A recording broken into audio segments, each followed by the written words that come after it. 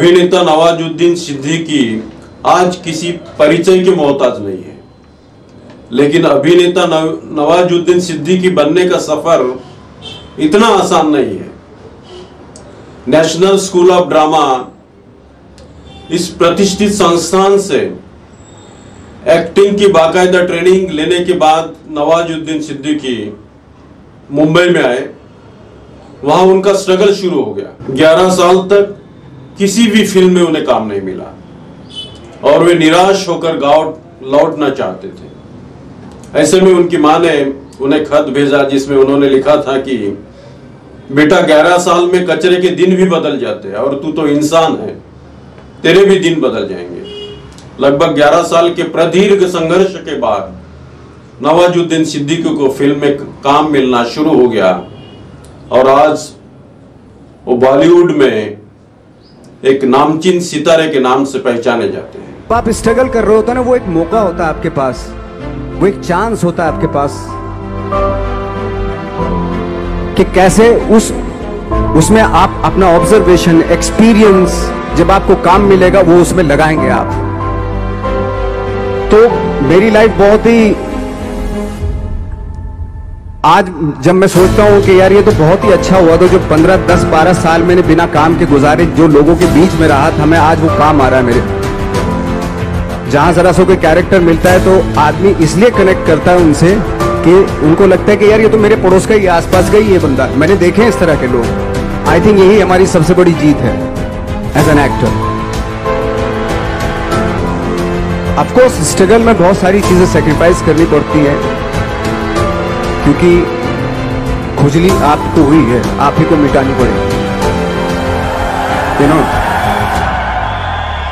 आप जो आप हैं वो आपने बनना चाहा था, और अगर डिसअपॉइंटमेंट आ रहे हैं तो आप तो कंप्लेन भी नहीं कर सकते, क्योंकि आप ही ने चाहा था ये बनना।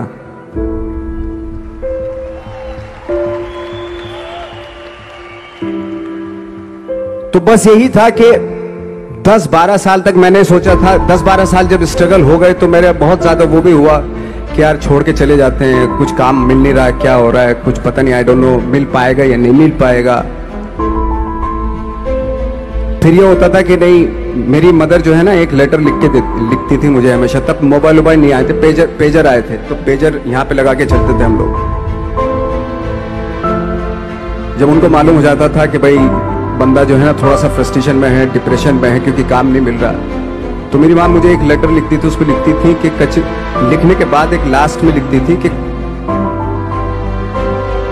12 साल में कचरे के दिन भी बदलते थे, तू तो इंसान है, तेरा दिन भी बदलेगा।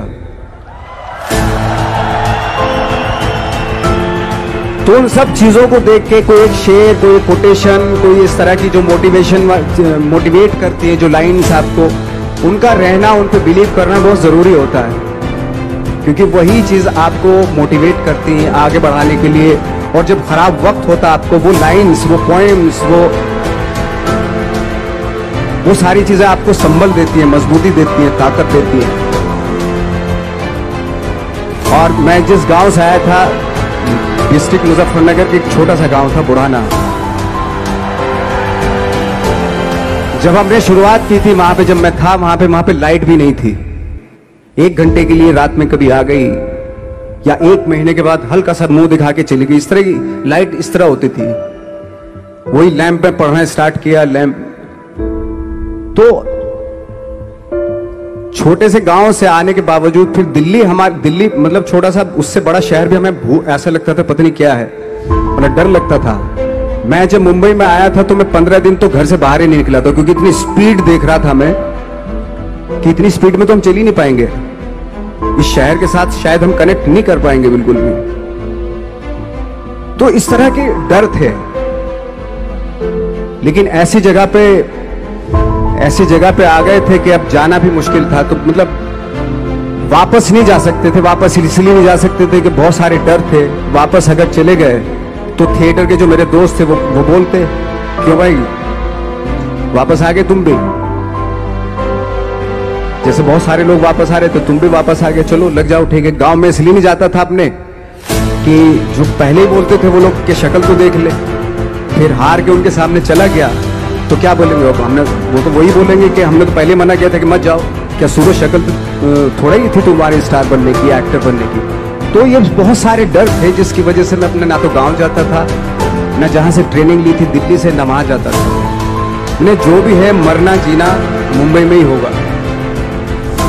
रही बात सक्सेस की, सक्सेस अगर 30 साल बाद भी मिलेगी उसके लिए भी मतलब तैयार रहना चाहिए। सक्सेस की कोई डेट नहीं होती, कोई तारीख नहीं होती, कोई टारगेट नहीं होता कि इतने दिनों में मिल जाएगी।